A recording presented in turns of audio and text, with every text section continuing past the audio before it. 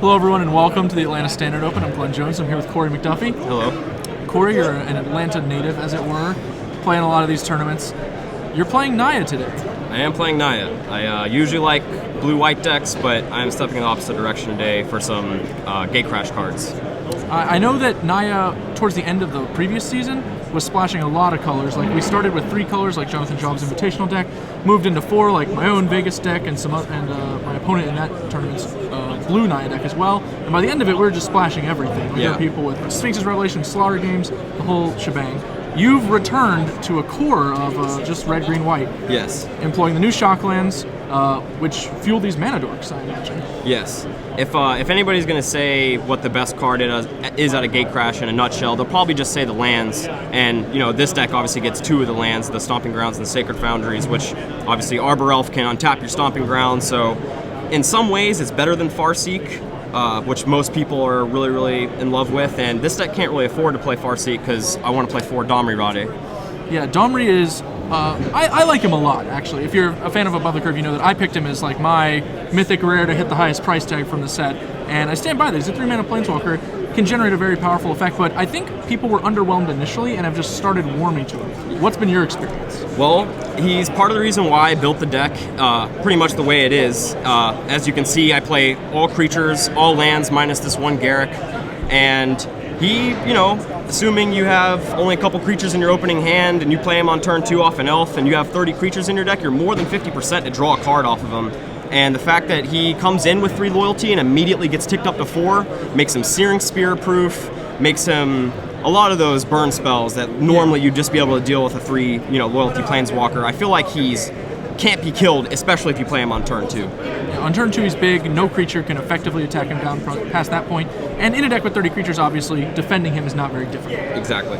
I think Lockstone Smiter is probably one of the best ones. Not only is there brick wall, doesn't die to anything except Mizzia Mortars, but also combos very nicely with his fight effect. Yes, definitely. Like, Restoration Angel is probably one of the more format-defining cards. It's, it being a 3/4 flash plays a very big role against aggro decks, control decks, because that's flash.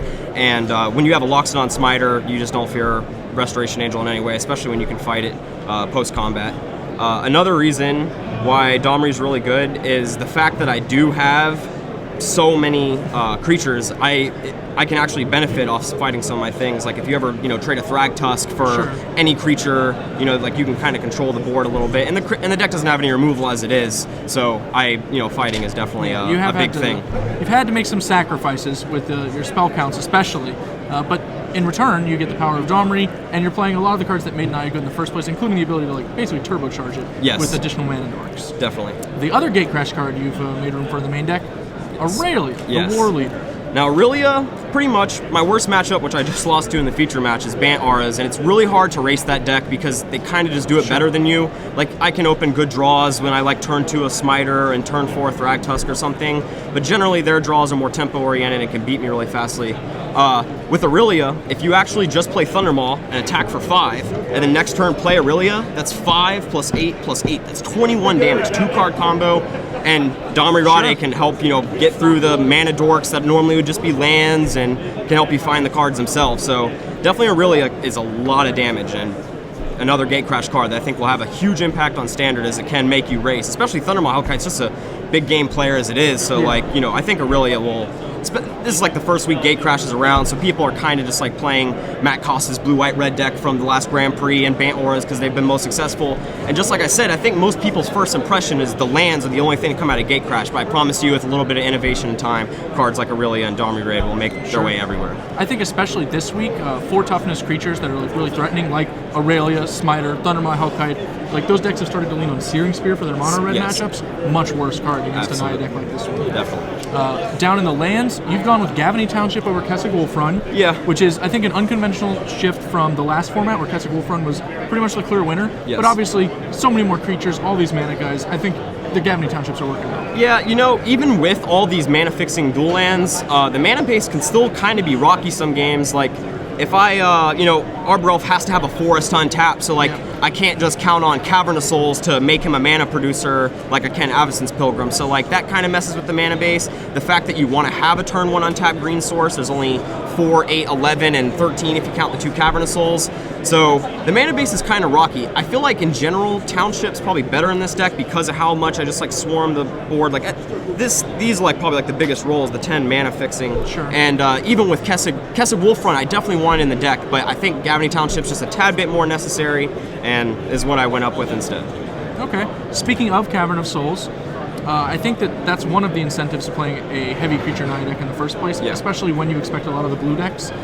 What creature type do you find yourself naming most frequently? Human, as you thought with Pilgrim and Ranger? And it's usually Angel. Huntmaster? Angel? In all honesty, I've found myself to be a little short on red sometimes. I even debated cutting or even adding a land for another red source, because there's definitely been some games where, you know, you can't turn down a hand that has like, you know, turn 2 Loxodon Smite or turn 3 Restoration Angel or something like that. So sometimes I keep red light hands, and naming Angel not only allows my Restoration Angel to be uncounterable, but also fixes my mana for Angel Serenity in this thing to make them a little bit more easier to cast. So I think 2 is actually probably the best number. I don't really want more because you can't interfere with the Domri raid, and Garrick, you know, he's a one-of, so you can't really throw him into the bunch too much, but it definitely affects, you know, having those colorless lands for, you know, some of the spells sometimes. Well, let's move over to the sideboard where we see spells. Yeah, spells. We didn't really have room for spells in the main deck based on our Domri configuration, but in the sideboard, you've got some spells. You have Bonfire of the Damned, which is conventionally a main deck card in Naya, but obviously